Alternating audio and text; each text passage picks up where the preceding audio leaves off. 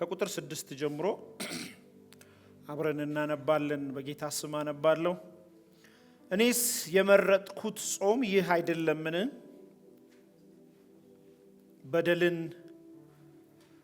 የበደልን እስራት ትፈቱ ዘንድ የቀንበርንስ ጠፍር ትለቅቁ ዘንድ የተገፉትንስ አርነት ትሰዱ ዘንድ ቀንበሩንስ ሁሉ ትሰብሩ ዘንድ አይደለምን?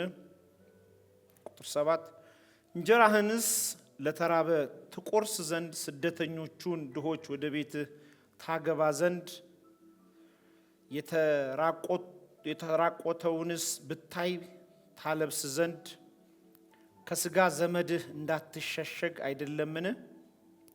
የዚያን ጊዜ ብርሃንህ እንደ ንጋት ይበራል፣ ፈውስህም ፈጥኖ ይበቅላል፣ ጽድቅህም በፊትህ ይሄዳል፣ የእግዚአብሔርም ክብር በኋላ ሆኖ ይጠብቅሃል። ቁጥር 9 የዚያን ጊዜ ትጠራለህ፣ እግዚአብሔርም ይሰማሃል፣ ትጮኻለህ፣ እርሱም እነሆ ይልሃል። ከመካከልህ ቀንበርን ብታርቅ ጣትህንም መጥቀስ ብትተው ባታንጎራጉርም ነፍስህንም ለተራበ ብታፍሰስ የተጨነቀውንም ነፍስ ብታጠግብ ብርሃንህም በጨለማ ይወጣል፣ ጨለማህም እንደ ቀትር ይሆናል። እግዚአብሔርም ሁልጊዜ ይመራሃል፣ ነፍስህም በመልካም ነገር ያጠግባል፣ አጥንትህም ያጠናል። አንተም እንደሚጠጣ ገነት ውሃውም እንደማያቋርጥ ምንጭ ትሆናለህ። ከድሮ ዘመን የፈረሱት ስፍራዎች ይሰራሉ፣ የብዙ ትውልድም መሰረት ይታነጻል። አንተም ሰባራውን ጠጋኝ የመኖሪያ መንገድ አዳሽ ትባላለህ። ፈቃድህን በተቀደሰው ቀኔ ከማድረግ እግርህን ከሰንበት ብትመልስ ሰንበትም ደስታ እግዚአብሔርም የቀደሰውን ክቡር ብትለው የገዛ መንገድህም ከማድረግ ፈቃድህንም ከማግኘት ከንቱ ነገርም ከመናገር ተከልክለህ ብታከብረው በዚያን ጊዜ በእግዚአብሔር ደስ ይልሃል፣ በምድርም ከፍታዎች ላይ አወጣሃለሁ። የአባትህንም የያዕቆብን ርስት አበላሃለሁ። የእግዚአብሔር አፍ ይህን ተናግሯል። ክፍል 3 ስንጸልይ ምን ይሆናል? ክፍል 3 ላስት ዊክ ተናግሬያለሁ አይደል? ክፍል 3 ስንጸልይ ምን ይሆናል? በምንጸልይበት ጊዜ በህይወታችን ምን ይሆናል እያልን እየተማርን ያለ ነው። እንግዲህ ስንጸልይ በህይወታችን የሚሆኑ ነገሮች አሉ። ካልጸለይን ምን ይሆናል የሚለውን አልነገራችሁም። ስለ ፎርጅድ ነገር ብዙ ማውራት ጥሩ አይደለም በሚል ማለት ነው። ግን አንድ ነገር ልንገራችሁ። እግዚአብሔር በክርስቶስ ኢየሱስ ሁሉን ነገር ለቤተ ክርስቲያንና በደሙ ለዋጃት ቤተ ክርስቲያንና ለቅዱሳን ለቋል። የተለቀቁት የትኛቸውም ስፒሪቹዋልም ፊዚካል ዓለም ላይ የሚያሉ ነገሮች እጃችሁ ላይ የሌሉት በሌላ ሰው እጅ ስላሉ ወይንም በጨለማው ዓለም ምድር ውስጥ ስላሉ ነው። እናንተ እጅ የሌለ በሌላ እጅ ያለ ነገር አለ። ያንን ነገር ወደ እናንተ ለማምጣት የምትጠቀሙበት መሳሪያ እንደ ሌሎቹ ስጋውያን መሆን አይችልም። ስትጸልዩ የጌታ መንፈስ በዙሪያችሁ ላይ በክብር እንደሚመጣ ሁሉ ካልጸለያችሁ ደግሞ በዙሪያችሁ ላይ የሚያንዣብብ የጨለማ ስፒሪት አለ። ሀብታችሁን የሚይዝ፣ ጤንነታችሁን የሚይዝ፣ ሜሬጃችሁን የሚይዝ፣ ላይፋችሁን የሚይዝ፣ ፊውቸራችሁን የሚይዝ ህይወት በአንድ አይነት ብቻ እንዲመራ ያስገድዳችኋል። እቺ ዓለም ትልቁ ተልቆዋ ቤተ ክርስቲያንና በክርስቶስ የዳኑትን ሰዎች ተመሳሳይ የህይወት አይነት ኖረው እንዲያልፉ ማመቻቸት ነው። ደግመዋለሁ። 2017 እና 2018 በአንድ አይነት የህይወት ሌብል ስፒሪቹዋሊም ፊዚካል ዓለም ላይም እንድታልፍ ያስገድዳል።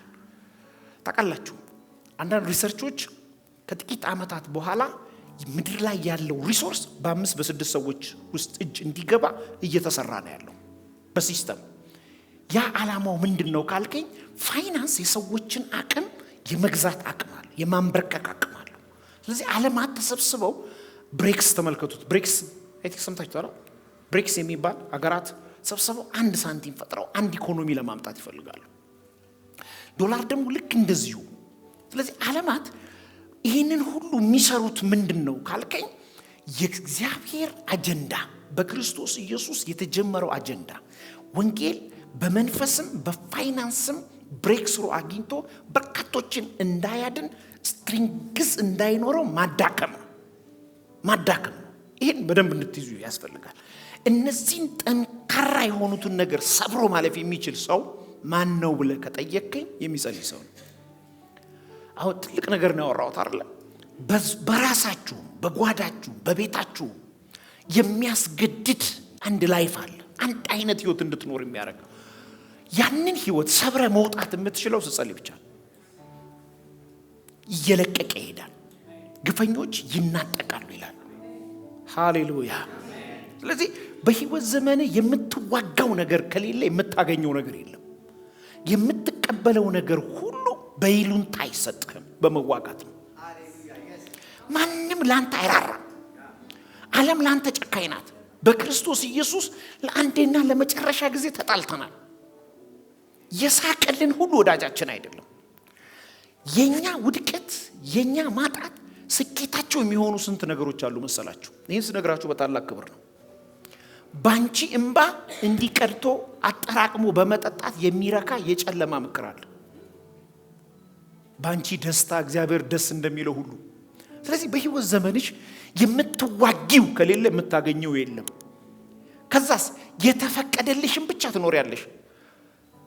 ማይፈቀደውን ማረጋግጠው ሌላው በወሰነው አንቺ ትኖሪያለሽ። በሌሎች ውሳኔ ስንት ሰዎች እየኖሩ ያሉ መሰላችሁ?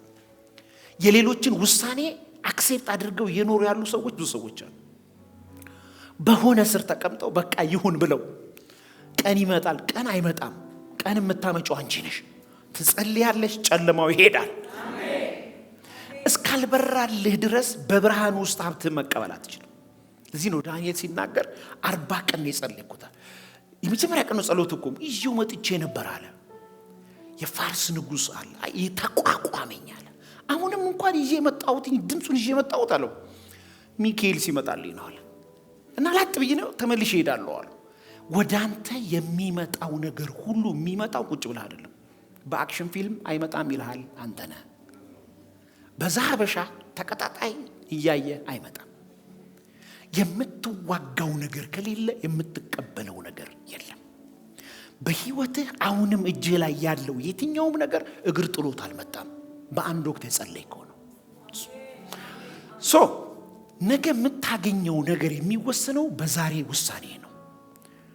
ዛሬ እጅ ላይ ያለው የትኛውም ነገር የትናንትና ውሳኔ ነው። ነገ የሚመጣው ትልቅም ትንሽም በአጋጣሚ አይመጣም። ዛሬ የምትወስነው ነው። ዛሬ ጉልበትህን ከሰጠህ ነገ ብርሃን ይሆናል። ስሪ ዳሚቲ እግዚአብሔር አምላክ ብርሃኑን አንተ ላይ ያበራል። እንዲላም ደስ የሚል ቃል አለ። አንድ ሰው አሜን የሚለኛል? ትጸልያለህ፣ እኔም እህልና ውሃህን እባርካለሁ። ምን ስትል ትጸልያለህ? ከዛስ እህልና ውሃህን እባርካለሁ፣ ደጆችህን አሰፋለሁ፣ እኔ እሰማሃለሁ፣ በህይወትህ ዘመን ጣልቃ እገባለሁ፣ ማዳኔ በዘመንህ ይገለጣል። ትለምነኛለህ፣ መልስልሃለሁ። ለዚህ ነው ታንኳኳለህ፣ እከፍትልሃለሁ። ትለምነኛለህ።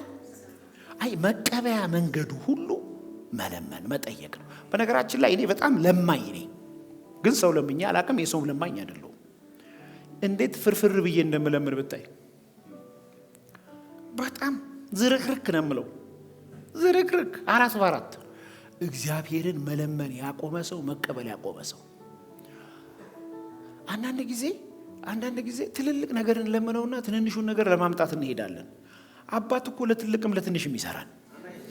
መዝሙር 34 ይመስለኛል። በምንጣፋቸው ላይ ይቀመጣሉ፣ ይለምኑታል፣ ይለማመኑታል፣ ይመልስላቸዋል የሚል ይቀመጣሉ ማለት አጣፍጥፎ እንደዚች እስራኤሎች እኮ ናቸው። በምንጣፋቸው ላይ ይቀመጣሉ፣ ይለምኑታል ይልና ይለማመኑታል ይላል። ለምነው ተለማመነው እግዚአብሔር የሐሳቡን ፈቃድ ባንተ ላይ ያደርጋል። ስለዚህ በምትጸልዩበት ጊዜ ከናንተ የሚሄድና ወደ እናንተ የሚመጣ ነገር አለ ማለት ነው። ወደ ላስት ዊክ አልመለስም። የዛሬውን አንድ 10 ነጥብ ላሳያችሁ። ከዚህ በኋላ አንድ 2 ሰዓት ሰብካለሁ፣ ከዛ 2 ሰዓት ጸልያለሁ። ጌታ ይባረክ። ስንጸልይ ምን ሀፕን ያደርጋል? አንደኛ ስንጸልይ በህይወታችን ምን ያደርጋል? ቅድም እንዳነበብኩ ስንጸልይ በህይወታችን ብርሃን እንደ ንጋት ጮራ ይሆናል። ማን ነው አሜን የሚለኝ? አይ የተፈቀደልህን ነው አሜን ማለት መቻል ያለብህ። ብርሃን እንደ ንጋት ጮራ ይሆናል። ምን ማለት ነው? የእግዚአብሔር ማዳን በህይወት ዘመን ማለዳ ይሆናል። ማለዳ ይመጣልሃል። በህይወታችን በምንጸልይበት ጊዜ መጀመሪያ ብርሃናችን ይወጣል ሳይሆን የሚለው በጣም ደስ የሚለኝ እንደ ንጋት ምን ጮራ። ይሄን ለማብራራት የምጠቀምበት አንድ ምሳሌ አለ። ከኔ ጋር ነው። አሁን ምሽት ነው፣ ዲሲ ግን ቀን ነው። አሁን ምሽት ነው። ከባለፈው ካናዳ ነበር፣ ቶሮንቶ ቀን ነው። አየህ፣ የምድር በአንዴ አይነጋም። ሰው ጨለማ ውስጥ እንዳለ ሁሉ ብርሃን ውስጥ አለ። በህይወት አጋጣሚ ጨለማ የሚባል ነገር አለ። እስኪነጋ የምትጠብቅበት፣ እንደመሸ ሁሉ እስኪነጋ የምትጠብቅበት አለ። በስራ ሊጨልም ይችላል፣ በላይፍ ሊጨልም ይችላል፣ በህይወት አጋጣሚ ሊጨልም ይችላል። ስትጸልይ ይላል ጨለማው ላይ የንጋት ጮራ ይሆናል። ምን ማለት ነው? በጌታ በኢየሱስ ስም አይጨልምባችሁም። ሌሊቱ ለእናንተ የሥራ ጊዜ ይሆናል። የህይወት ጨለማ በኢየሱስ ስም አያገኛችሁ። ቢያገኛችሁም ግን ይላል በጨለማ ውስጥ በምትሆኑበት ጊዜ ስትጸልዩ እግዚአብሔር ምን ይሆናል? የንጋት ጮራ ይሆናል። ይሄን ከየት አመጣው ብለህ ከጠየቀኝ ገብተህ አንብብ። ሌሊት በእሳት አምድ ይመራቸው ነበር ይላል አለው። የንጋት ጮራ እባብ ባለበት፣ ጊንጥ በሚናደፍበት፣ ደረቅ ምድር በሆነበት፣ ሌላ ሁሉ የምድርን ሮቴሽን ሲጠብቅ አንድ ህዝብ ግን አለ። የንጋት ጮራ ይከተለዋል። እኔ ጸልያለሁ በኢየሱስ ስም አይመሸብኝም። ምን ማለት ነው? መሸባት ብለው ሊከፍቱ ሲሉ የንጋት ጮራ ይኸውልህ የመተተኞችን ቃል ይገለብጥልሃል። አዚማቸውን ሁሉ ይመታብሃል። የንጋት ጮራ ይሄ መንፈሳዊ ነው። ከሰረ ሲባል ሹት ያደረገ ሰው አጋጥሟቸው ያውቃል? ሌላ ሁሉ ሲቆም የቀጠለ ሰው ለምን ይመስልሃል? የንጋት ጮራ እየተከተለው ነው። ለምን ትጸልያለህ? ቅድም እንዳለ አንተ ግን ስትጸልይ ይሄን አድርግ፣ ከዛ የንጋት ጮራ። ይሄ በዚህ አይምሮ አይሆንም። ሰበር ዜና እየተጠባበቃችሁ በህይወታችሁ ያላችሁ ሰዎች፣ በዚህ ምክንያት ሊጨልም ነው ብላችሁ ምስክርነት የያዛችሁ ሰዎች፣ አሁን ነገሮች እንዲህ ስለሆኑ ኔክስት የሚሆነው ይሄ የሰው ጭንቅላት ነው። ህይወትሽ ከትናንት በመነሳት ዛሬ ውሳኔ ላይ የቀረብሽ ያለሽ ሴት አለሽ። ላንቺ መልእክት አለኝ። ትጸልያለሽ፣ የንጋት ጮራ ይሆናል። አሜን። መንፈሳዊ ዓለም ስጋዊውን ዓለም የመምራት ፖቴንሻል አለው።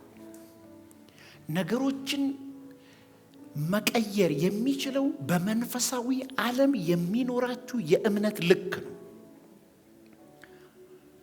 የእምነት ልክ ነው። አባቶች ተጠቅመውበታል።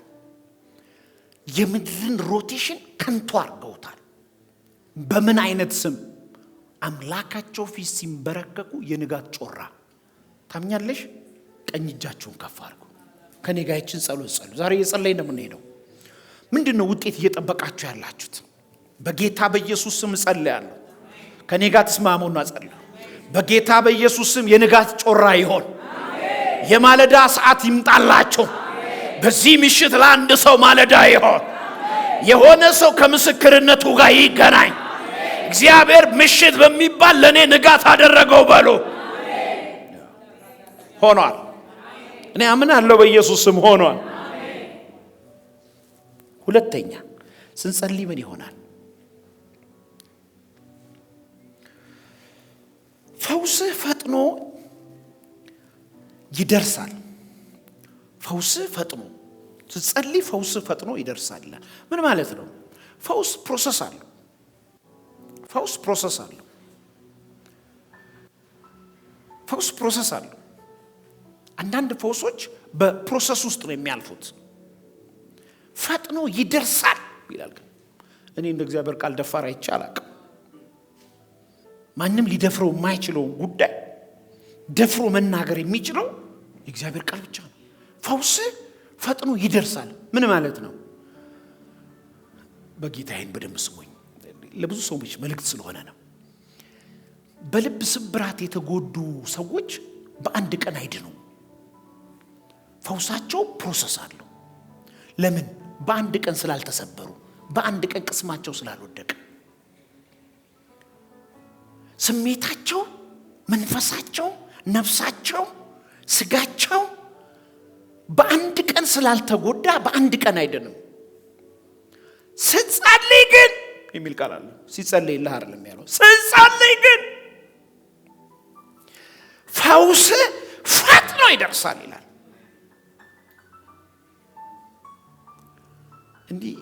እንዲህ አይነት እግዚአብሔር ዛሬ ይሰራል። ሁሉ ቀን ባይሰራም ይሄ ድምጽ ሲመጣ ይሰራል።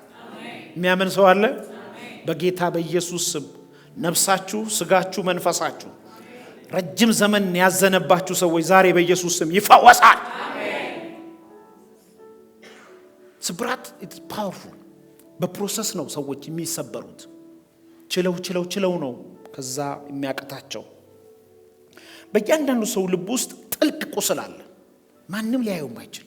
ኢቭን ለራሳችሁ እንኳን ንግግር ቃላት ልገጣጥሙለት የማትችሉት። እስቲ አስረዳኝ ምን ሆነ ነው ብዬ ብጠይቀው ብሎ ሊያወጣው የሚችለው እንባ፣ ልታወጣው የምትችለው እንባ እንጂ ቃላት ልታገኙለት የማትችሉት ውስጥ የተቀመሰ ቁስል፣ ህመም፣ ጥያቄ፣ ስብራት አለ። ስትጸልይ ብቻ በማንም ቃል ያንን ጥልቀት ሊደርስ በማይችለው ርቀት እግዚአብሔር ይገባል። መንፈስ ቅዱስ ይፈውሰናል። እንደ ሁለተኛው ቀን እጃችንን ከፍ እናደርጋለን። ጥቂት ደቂቃ አይናችሁን ጨፍኑና ምንድነው ዛሬ እግዚአብሔር አምላክ ፋይናንሳችሁን ይፈውሰው፣ ቤታችሁን ይፈውሰው፣ ጸሎታችሁን ይፈውሰው፣ ህይወታችሁን ይፈውሰው። ምንድነው የቆሰለ ነገር? በጌታ በኢየሱስ ስም ጸልያለሁ። አሁን ፈውስ ይሁን። በጌታ በኢየሱስ ስም ፈውስ ይሁን። በወንድም የቆሰለ፣ በእህት የቆሰለ፣ በእናት የቆሰለ፣ በጓደኛ የቆሰለ፣ በቤተሰብ የቆሰለ፣ በአገልጋይ የቆሰለ፣ በቢዝነሱ የቆሰለ ፈውስ ያጣ ነገር አሁን ጸልያለሁ። ራይት ነው። በጌታ በኢየሱስ ስም ፈውስ ይሁን። ውስጠኛው ክፍል አሁን መፈወስ ይሁንለት።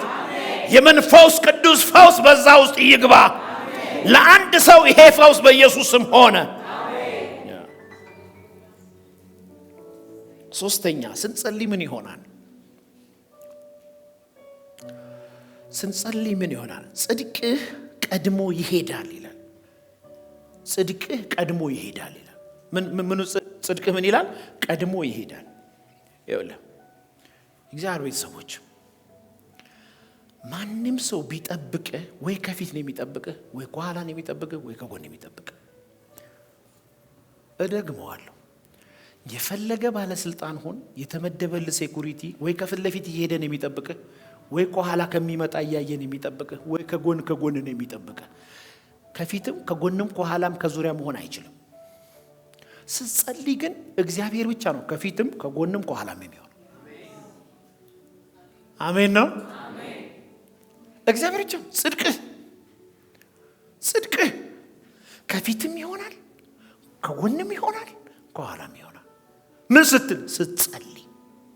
በምትጸልይበት ጊዜ አንተ ብቻ መሰለህ? ያንተ ላይፍ፣ ያንተ ህይወት፣ ያንተ ቤተሰብ፣ ያንተ ፋይናንስ ባንተ የተጀመረ ከፊትም ከጎንም ከኋላም ይጠበቃል። ግባ። ኪሳራ የሌለበት የህይወት አይነት ጸሎት ይባላል። ጸሎት ይባላል።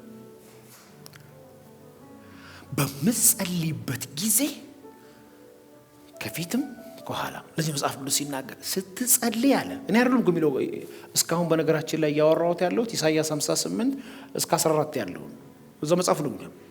ጽድቅህ ከፊትህ ይሆናል። ጽድቅ ማለት ቅድስና ማለት አይደለም። ቅድስና አንተ የምትሰራው ሲሆን ጽድቅ ግን ያለቀ የተሰጠ ጉዳይ ነው።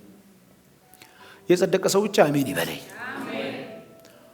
አጂ የተሰጠ ነው፣ ያለቀ የፍርድ ቤት ቃል ነው።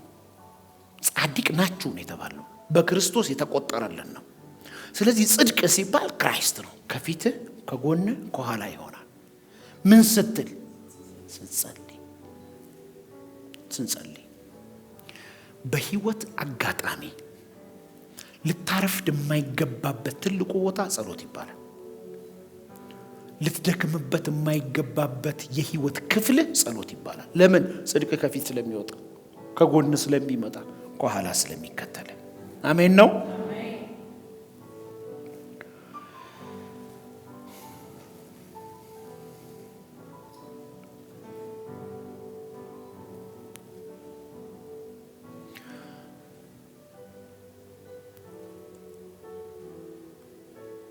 ይውላችሁ አንዳንድ ጊዜ ወደምንገባበት ቦታ እግዚአብሔር የሚገባ አይመስለንም። ወደምንገባበት የትኛውን ቦታ ግን አብሮን የሚገባ እግዚአብሔር አለ። ምን ስትል? ስትጸልይ። ክብር ለኢየሱስ ይሁን። አራተኛ ፈጠን እያልኩ ነው። ስንጸልይ ምን ይሆናል? የእግዚአብሔር ክብር ደጀን ይሆነናል። ምን ማለት ነው? ኢሳይያስ 52 ላይ እንደዚህ ይላል፣ እግዚአብሔር ይቀድማችኋል ይልና በጣም ደስ ይላል። ከዛ ይከተላችኋል ይላል። ይሄን ማድረግ የሚችል እግዚአብሔር ብቻ ነው። እዚህ ከኔ ጋር እንደዚህ ብሉ፣ እግዚአብሔር ይቀድመኛል ይከተለኛል በሉ።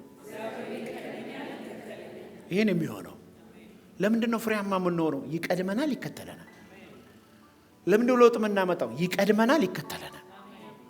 ለምንድን ነው የሚያተርፈን? ይቀድመናል ይከተለናል። ለምን? እግዚአብሔር ፊተኛም ነው ደጀናችንም ነው። ሃሌሉያ። የሆነ ሰው ላይ የተሰራ ምክር እየፈረሰ ይታየኛል። ነገርህ እንዳይነቃነቅ ለረጅም ጊዜ የተቀመጠብሽ ዛሬ እየፈረሰ ይታየኛል። እያየው እኮ ነው የምነግርህ። የሆነ ትልልቅ ተራራ ገለል እያለ ያለው እግዚአብሔር ፊተኛም ነው ኋለኛም ነው። እግዚአብሔር መጀመሪያም ነው መጨረሻም ነው። የተሰሩ ምክሮች ሁሉ ዛሬ ይመክናሉ። this is a prophecy።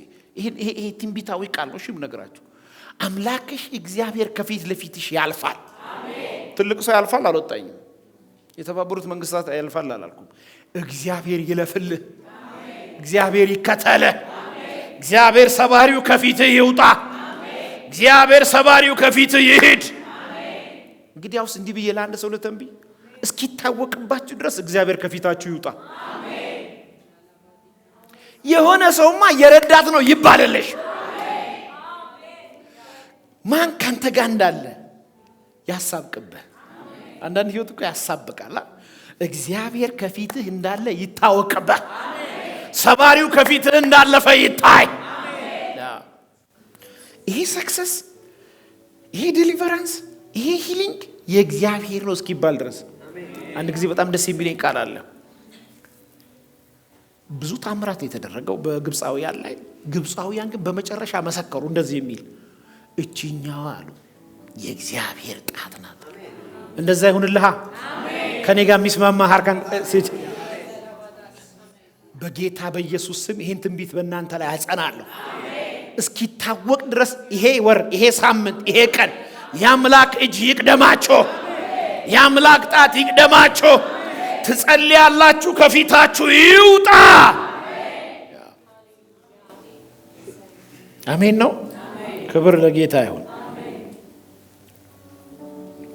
አምስተኛ ስንጸልይ ምን ይሆናል?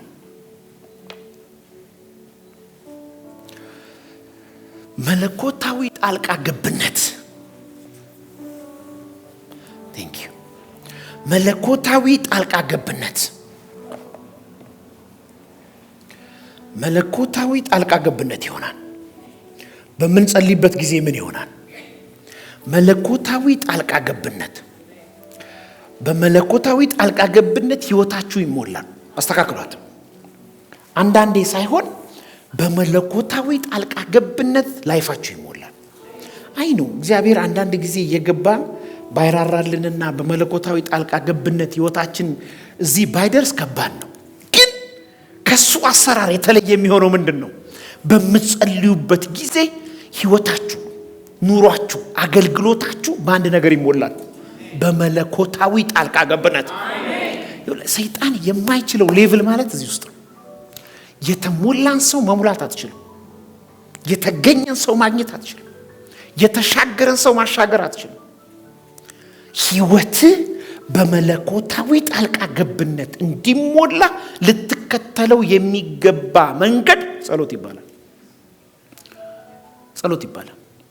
እያንዳንዱ የህይወት ክፍል ውስጥ እግዚአብሔር የሌለበት ቦታ መኖር የለበትም። አንድ ጊዜ አሉ፣ አይ ቲንክ ሰምታችሁታል፣ ለማስታወስ ነው። ደግማችሁ ብትሰሙትም ኢየሱስ ጌታ ነው። በትዕግስት ስሙት ይላል አንተና። አንድ ሰው በቤቱ ጌታን ተቀብሎ እየጸለየ ጌታ መጣ እና ከደጅ አንኳኳ። ከዛ ሲከፍት ኢየሱስ ነው። አስገባው። እንኳን ደህና መጣ፣ ይሄ ክፍል ያንተ ነው ብሎ ሰጠው ለኢየሱስ። ጌታም ተቀበለና ቤት ውስጥ ገብቶ ቁጭ አለ። ከዛ ልጁም ክፍሉ ገባ። ከዛ በር ተንኳኳ። ሲንኳኳ ሰውየው ሄዶ በሩን ሲከፍት ሰይጣን ነው። ዘግቶ መጣና ጌታ ጋር አንተ እያለህ እንዴት መጣ አለው። እንዴ እኔ እኮ የሰጠኸኝን እየጠበቅኩ ነው አለው። በቃ ይህንንም ውሰድ፣ ይሄኛውን ክፍል ውሰድ አለው። እሱንም ክፍል ወሰደ። እዛ አሁንም ገብቶተኛ። ድጋሚ በር ተንኳኳ። ሄዶ ሲከፍት አሁንም ሰይጣን ጌታ ሆይ ይሄን እዚህ ያለ እንዴት ያንኳኳል? የሰጠኸኝ ጋር እኮ አልመጣም አለው። የመጣው አንተ ያለህበት ጋር ነው። እዛ ሰውየው በቃ ሁሉንም ውሰደው፣ እኔም አንተ ጋር አልሆን አለው። በሰላም አደረ። ጌታም አልመጣም። አየህ፣ ጠላት ግራውንድ የሚያገኘው ነገርን የሚያበላሸው ለቅሶ የሚያመጣው ለጌታ ያልሰጠው ቦታ ነው። ለጌታ ያልሰጠው ፓርት፣ ለጌታ ያልሰጠው ክፍል፣ ለጌታ ያልሰጠው ማንነት፣ ለጌታ ያልሰጠው ቢዝነስ፣ ለጌታ ያልሰጠው ቦታ ጋር አታኪንግ ይበዛባል። ሰልፍ የበዛብሽ እህቴ፣ ሰልፍ የበዛብህ ወንድሜ፣ እስከ መቼ በኢየሱስ ስም እያልክ ታስለቅቃለህ? ሰተኸው ረፍ እንጂ። አይ ስትጸልይ በህይወት ዘመንህ ሁሉ በመውጣት በመግባት ሁሉ መለኮታዊ ጣልቃ ገብነት ውስጥ ገባል። መለኮታዊ ጣልቃ ገብነት ውስጥ ኢየሱስ የሌለበት የህይወት ክፍል አይኖርህም። ይሄንን እዚህ መረዳት ውስጥ የምትገባው በምንድን ነው ብለህ ከጠየቀኝ በጸሎት ብቻ ነው። የሚጸልዩ ሰዎች ናቸው አሁን የምላችሁ መንፈሳዊ ብርሃን የሚገባቸው። የሚጸልዩ ሰዎች ብቻ ናቸው ሁለንተናቸው ጣልቃ ገብነት ውስጥ ዞር ሲሉ ኢየሱስን ማየት የሚችሉት። በሁሉ ጉዳይ፣ በሁሉ ጊዜ፣ በሁሉ ሁኔታ የሚጸልዩ ሰዎች ብቻ ናቸው አሁን የምነግራቸው ነገር የሚገባቸው። ልጆች ለማሳደግ፣ ልጆች ለመውለድ፣ ልጆች ትምህርት ቤት ለመውሰድ፣ ለማስጠናት፣ የህይወት ክፍላችሁ ሁሉ የመለኮታዊ ጣልቃ ገብነት ያስፈልገዋል። እኔ እንደዚህ አምናለሁ። ህይወት ሁሉ መንፈሳዊ ነው። ሁሉ አሁን ያለሽበት ሁኔታ ትክክል ባይሆንም ህይወት ሁሉ ግን መንፈሳዊ ነው። አሁን ያለህበት ህይወታ ግን የነገና ማንነትን ሊያብራራ አይችልም። ለምን? ነገ ሌላ ቀን ስለሆነ። አሜን ነው።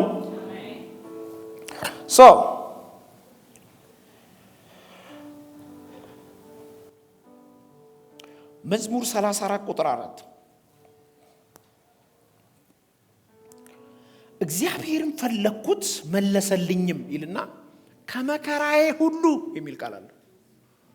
መጀመሪያ ግን ምን አረኩት? ፈለኩት። ካጋጠመኝ መከራዬ ሁሉ ግን ምን አረገኝ? አዳነኝ ይላል። ክብር ለኢየሱስ ይሁን። እግዚአብሔር የሚያድን አምላክ ነው። ምን ስንል? ስንጸልይ። ሰባተኛ ፈጠን ብዬ ስድስተኛ ምን ይሆናል?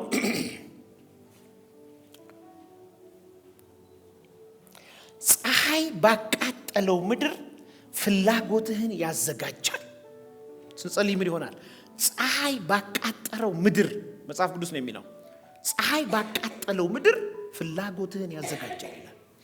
አየ መረጃው ፀሐይ አቃጥሎታል። በፀሐይ ቃጠሎ ውስጥ ደግሞ ምግብ አይገኝም። ፍላጎት አይገኝም፣ ውሃ አይገኝም፣ የሚበላ የሚጠጣ አይገኝም፣ የተሳካ ህይወት አይገኝም። ነገር ግን ይላል ስትጸልይ በተቃጠለ ምድር ውስጥ ፍላጎትህን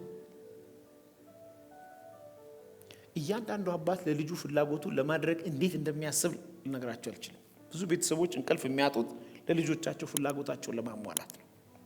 ከራሳቸውን ይልቅ የልጆቻቸውን ፍላጎት በማሳካት የሚያገኙት ደስታ ለራሳቸው ከሚያገኙት ይበልጣል። አንተ እና እኔ ይሄን በማድረግ ሃፒነስን ካገኘን የሰማይ አባት አስበው።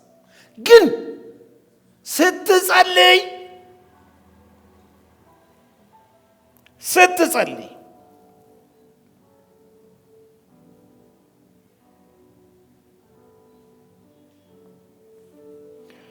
ዮሐንስ 6:11 እንዲላል ኢየሱስም እንጀራን ያዘ፣ አመስግኖም ለደቀ መዛሙርቱ ሰጠ። ደቀ መዛሙርቱም ተቀበሉት፣ ተቀመጡ፣ ሰዎቹንም ሰጧቸው። እንዲሁም ከዓሣው በፈለጉት መጠን የሚል ቃል አለ። በጣም ደስ የሚለኝ ትጸልያለሽ በምን መጠን? በፈለግሽው መጠን። ይሄ ቃል ያንቺ ነው። አሜን በይባክ። ሚድል ኢስት በጣም ፀሐይ ነው። በጣም ከባድ ሐሩር ነው ያለው። ቀን ላይ መንቀሳቀስ አትችልም። ሐሩሩ ሐራር በዛ ምድር ነገርን አክሰስ አድርጋ 500 ሰው 5000 ሰው መመገብ አትችልም።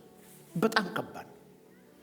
በጠራራ ፀሐይ በሚጋረፍበት ጊዜ እባክህ ልቀቃቸው። ከኢየሱስ የተሻለ አዝነው መስለው ልቀቃቸው። ወደ ከተማ ሄደው አንዳች ነገር ገዝተው ይብሉ ሲሉ ኖ ከኔ ጋር ጸልየው አለ። ከኔ ጋር ቆይተው ከኔ ጋር አሳልፈው ኖ ጸልየዋል እኮ ከኔ ጋር ተምረዋል እኮ አለ። እና ምን አሰብክ ሲሉት እስቲ እናንተ እጅ ምን አለ? 5 ዓሣ 5 እንጀራና 2 ዓሣ። አይገርምም? ትጸልያለህ፣ ይሄ መንፈስ ይጋባባል። በጌታ በኢየሱስ ክርስቶስ ትንሿ ነገራችሁ ትበዛለች። ትንሿ ነገርህ ትበዛለች እያልኩ ነው ያለሁት። እስቲ አንድ ሰው እኔ ጸልያለሁ በሉ። ትንሿ ነገሬ ትበዛለች። 7ኛ ስንጸልይ ምን ይሆናል? አጥንትህን ያበረታል። ቅድማም ብላችሁ አጥንትህን ያበረታል። ምን ስትል? ስትጸልይ። የማይጸልይስ ልፍስፍስ ነው። ስትጸልይ አጥንትህ ይበረታል። ሰይጣን የሚፈራው ሰው ቢኖር ጠንካራ ሰው ነው። ጠንካራ ሰው ደግሞ እንደ ጂም ሄዶ ስፖርት እንደ ጠንካራ ሰው የጸሎት ሰው ነው። የሚጸልይ ሰው ጠንካራ ሰው ነው። ስትጸልዩ እናንተ ራሳችሁ ላታውቁ ትችላላችሁ። በጠላት ምድር ስማችሁን ነግራችኋለሁ። ሺዝ ስትሮንግ ነው የምትባለው። እቺ ጠንካራ ምን ማለት ነው? ለገጠማት ችግር የምትጠቀመው መፍትሄ ጸሎት ነው። ላጋጠማት የትኛው መከራ የምታወጣው ወጪ ጸሎት ይባላል። ጸሎት ይባላል። ለምታልፍበት ሁሉ መነሻዋ ጸሎት ነው። ለደስታዋም ጸሎት ነው፣ ለመከራዋም ጸሎት ነው። ሰይጣን የሚፈራው ትውልድ የሚጸልይ ትውልድ ነው። አንተ መንፈሳዊ ነህ። በስጋ የገጠመህን በስጋ ከገጠምከው ለውጥ አታመጣም። መመለሻ መንገድ ወደ ጸሎት ነው። ስለዚህ ነው አንተ ግን ወደ እልፍኝ ምን በል ግባ፣ በርህን በላይ ላይ ዝጋ፣ በስውር ወዳለው ወደ አምላክ እግዚአብሔር ተጣራ፣ በአደባባይ ይከፍልሃል። አሜን አሜን አሜን። አንድ ጊዜ ሐዋርያቶች ይሄ ፕሪንሲፕል ላይፋቸው ነው፣ ግን አንድ መከራ ገጠማቸው። ሁለተኛ በዚህ ስም እንዳሰብኩ የሚል ሁለተኛ አስጠነቅቋቸው ይላል መጽሐፍ ቅዱስ። እንዲህ ይላል፣ አንብብላችሁ ሐዋርያት ሥራ ምዕራፍ 29 ቁጥር 30 ሐዋርያት ሥራ ምዕራፍ 4 ከቁጥር 29 እና 30 አሁንም ጌታ ሆይ ወደ ዛቻቸው ተመልከት፣ ለመፈወስም እጅህን ስትዘረጋ በቅዱሱ ብላቴናህም በኢየሱስ ስም ምልክትና ድንቅ ሲደረግ ባሪያዎች በፍጹም ግልጥነት ቃልህን እንዲናገሩ ስጣቸው። ዛቻቸውን ተመልከት። አስፈራርተውናል። ሁለተኛ በዚህ ስም እንዳሰብኩ ብለውናል። አሁን ግን እንጸልያለን ወደ አንተ። በዛቻቸውን አልፈጸሙትም። ወደ አምላካቸው ገቡ፣ ተንበረከኩ፣ ጸለዩ። ዛቻቸውን ተመልከት። በቅዱሱ ብላቴና ስም በመንጸልይበት ጊዜ ድንቅና ተአምራት በመካከላችን አድርግ፣ እኛም ስምህን እንድንናገር ኃይል ስጠን አሉ። ከዚህ በኋላ እንደሚታቀል መጽሐፍ ቅዱስ ገብተው ወጥተውም ስለ ኢየሱስ በግልጥ ተናገሩ የሚል ቃል አለ። ጥንካሬ መቅዳት የምትችለው በጸሎት ውስጥ ነው። ብዙ ሰዎች ጠንካራ የሚመስሏቸው ሰዎች ተናጋሪ ሰዎች ይመስሏቸዋል። እጃቸውን ጠንካራ ኩኩ ናት። ጠንካራ ሰው የጸሎት ሰው ነው። የጸሎት ሰው ነው። ማውራት ጠፍቶን አቅቶን መሰለህ እንዴ? ሂድና ጭሮ ብትጠይቅ አፋችንን በምን እንደፈታን ይነግሩሃል። ሐረር በምን አፍ እንደሚፈታ ታውቃለህ አንተ? ዲዳ የመሰልን እኮ አፍ ጠፍቶን አይደለም፣ እንዳደረጉብን ማድረግ እኮ እንችል ነበረ። ሁሉን ስለ ክርስቶስ የተውነው እኮ በዛ ጋር እየተናገርን ነው። እኛ ስንበረከክ ስለኛ እሱ ይቆማል። ጅራፍ አሉ ራሱ ገርፎ ራሱ ይጮሃል አሉ። አንዳንድ ሰዎች ራሳቸው መጥተው ራሳቸው ይጮሁብናል። መልሳተን እኮ አይደለም። አደባባይን መውጣ እኮ ብንናገር ከነሱ በላይ የምንናገርበት ደግሞ ምርጥ ቃል ነበረን። ጊዜ ስለሱ አናጠፋም ብለን ነው። ስለኛ የሚዋጋ አለ። አሜን አሜን አሜን። ጸጋ በስቶልን የእግዚአብሔር ቤተሰቦች ጥንካሬያችሁን መቅዳት የምትችሉት ጸሎት ውስጥ ነው። ጠንካራ መሆን ትፈልጋላችሁ? ወደ ጸሎት ግቡ። እያንዳንዱ የተለየ ጡንቻ ያወጣ ያበቀለ ሰው፣ እንደኔ ቦርጫም ያልሆነ ሰው፣ እዚህ ጋር ውጥርጥር ያደረገ ሰው የት እንደሄደ ታውቂያለሽ? አታውቂም? ጂም ሄደው ምን እንዲህ ያለ ሰው ካጋጠመ ውሎ የት እንደሆነ ሰውነቱ ይናገራል። ምንም ሳያወራ ዛሬ 5 ሰዓት ነው ጂም የሰራሁት፣ ይሄ ጡንቻ በእንዲህ በልቼ እንዲሰርቼ ማለት አይጠበቅበትም። ውሎ ሰውነቱ ይናገራል። የሚጸልዩ ሰዎች በመንፈስ ዓለም ድንጋጤ ናቸው፣ ስጋት ናቸው፣ ያስፈራሉ። የሚጸልዩ ሰዎች እጅ ያለው ነገር ሁሉ የመጣው በጸሎት ነው። አንድ ነገር ላስብላችሁ በጌታ በኢየሱስ ስም። እኔ በሉ ጸልዬ በጣም ከደከመኝ ጸልያለሁ አለ። ይሄ ይሁንባችሁ። 7ኛ ወይ 8ኛ ስንጸልይ ምን ይሆናል? በውሃ እንደረካ እንደ አትክልት ቦታ ትሆናለህ ይላል። ቅድም እንደ ኤደን እንደሚለው በውሃ እንደረካ የሚል ቃል አለ። በነገራችን ላይ እኔ ካልነገርኳችሁ ማን ይነግራቸዋል? በውሃ አይጠገብም ይረካል እንጂ። እደግመዋለሁ። በውሃ ጠገብኩ የሚል ሰው አጋጥሞሽ ያውቃል?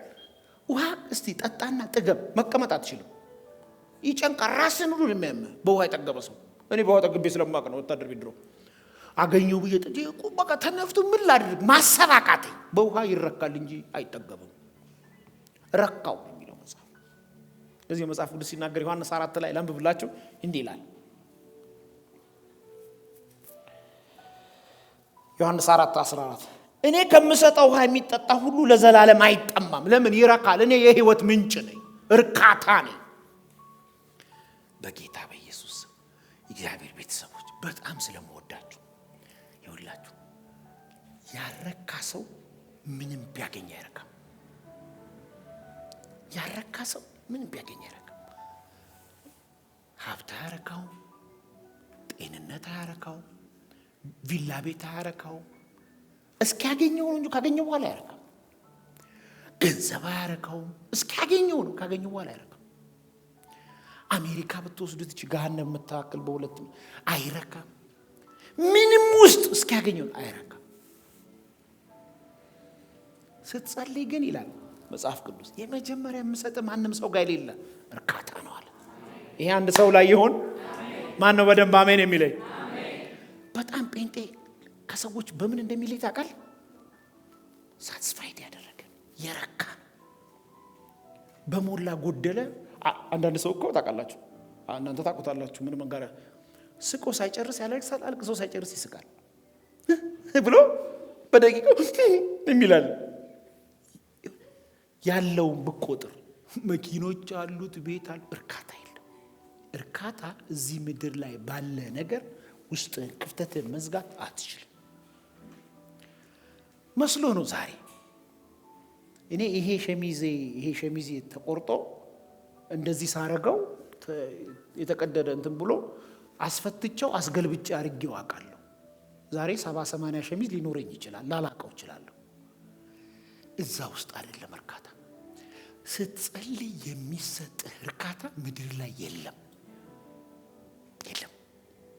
እርካታ የሌላችሁ ሰዎች፣ ሳትስፋይ ያጣችሁ ሰዎች፣ ሰላም የሌላችሁ ሰዎች፣ እግዚአብሔር ምስክሬ ነው፣ ሰላማችሁ በገንዘብ አይመለስም። በጤንነት ያጣችሁ ጤንነት ሲመለስ አይመለስም። እንደ ጋሽ ዳንኤል እንዳለችው ማለት ነው። ጋሽ ዳንኤል ድሮ የፎስ አገልጋይ ስለነበሩ ሽባዎች እንዲህ ያገለገሉ እያለ መጽሐፋቸው ላይ ጽፎታል። አንዲት ቆንጅዬ ልጅ ሽባ ናትና በዊልቸር ቁጭ ብላለችና ሁሉንም እየፈወሱ እሷ ጋር ሲደርስ መንፈስ ቅዱስ ጠይቃት እስቲ አለው። ምን ሆነ? ብትፈወሺ ምን ትሆኛለሽ? የኔ ልጅ ብትፈወሺ ምን ትሆኛለሽ? ወይኔ ጋሽ ዳንኤል ከሁለት ቀን በኋላ የጓደኛዬ ግራጁዌሽን አለና ፓርቲ ሄድ ነበር አለችው። ፓርቲ ከመትሄጂ የኔ ልጅ እንደዚህ ሆነሽ ቸርች ነው። አየ እርካታ ምን ብታገኚ ደስ የሚልሽ ይመስልሻል? ሉሲ ምን ቢሞላልሽ? የተነገራችሁ የተስፋ ቃል ሲፈጸም ያኔ የሆነ አይመስለኝም። ህይወት በቁስ ክፍተትን አዘጋም። ያጣናቸው ነገሮች 2-3 ሆነው ቢመጡ ክፍተቶቻችን አይሞሉ።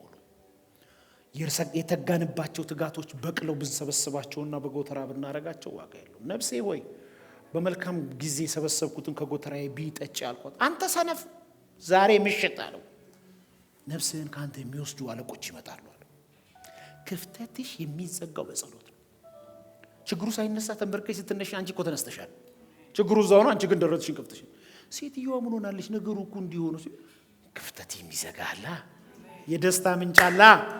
በጌታ በኢየሱስም ይሄ ጆይ ላያችሁ ላይ ይፍሰስ።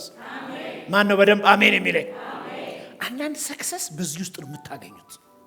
አንዳንድ ብሌሲንግ በዚህ ውስጥ ነው የምታገኙት። አንዳንድ ብሬክ ስሩ በዚህ ውስጥ ነው የምታገኙት። ነገሩ ሳይለወጥ እናንተ ትለወጣላችሁ። ስፒሪቹዋል ሰው በነገሩ በሱ ነው የሚለካው። ነገር ሳይቀየር የተቀየረ ሰው የበረከት ምክንያት ነው። ተራራው እንዳለ ዞር ብሎ ሳያየው ስለ እግዚአብሔር ትልቅነት የሚያወራ ሰው ይሄ ክፍተቱ የተዘጋለት ሰው። በነገራችን ላይ አባቶቻችሁ ላይ ኦፕሬት ያደረገው ስፒሪት ራሱ ይሄ ነው። ዛሬ ከመከራው በላይ አንድ ሰው በቅባት ይቀባል። አሜን። ይብቃይ ለዛሬ። የመጨረሻ ግን ወደዚህ ስመጣ በጣም ዛሬ ሰፈር አድርጌ ነበረ።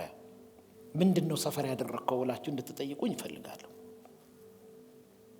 ከዛ ፊት ግን አንድ ነገር ልጨምርላችሁ በጣም ኢምፖርታንት ስለሆነ ይሄን ካልነገርኳችሁ ነገ ምን እንደሚያጋጥማችሁ አላውቅም። ምን እንደሚያጋጥማችሁ አላውቅም። ስንተኛ ቁጥር? 9ኛ 8 እሺ 9ኛ ስንጸልይ ምን ይሆናል?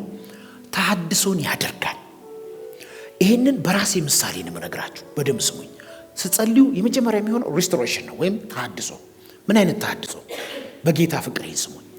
እያንዳንዱ ሚሽን ያለው ወታደር ጦር ሜዳ ይዋጋል። የአለቃውን ትእዛዝ በሬዲዮ ሰምቶ ያከናውናል።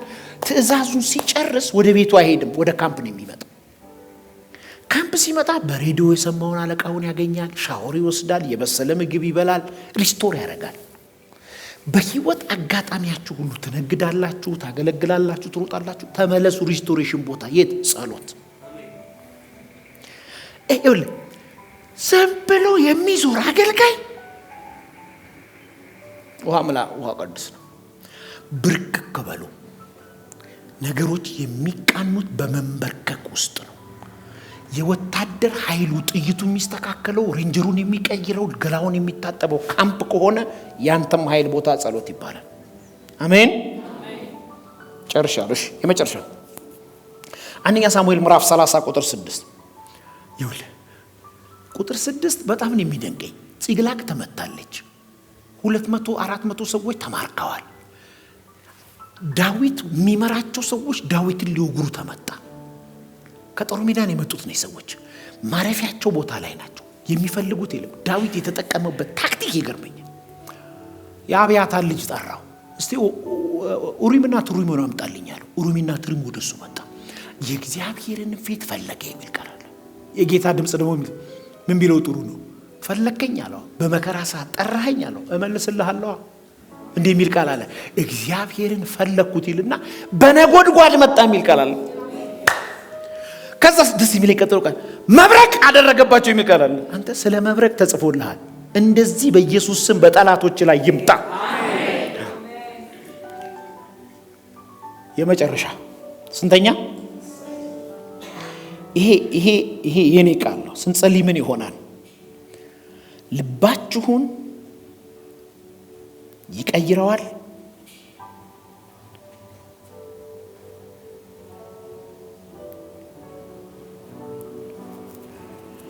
ልባችሁን ይቀይረዋል።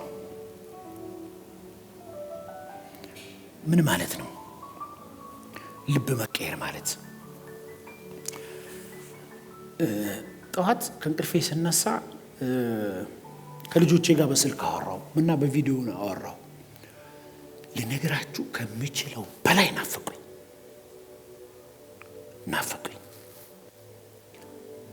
እና ትንሿ ልጄ ለምን ዛሬ አትመጣም አለች። ለምስላ አብረን ኳስ እንድንጫወት።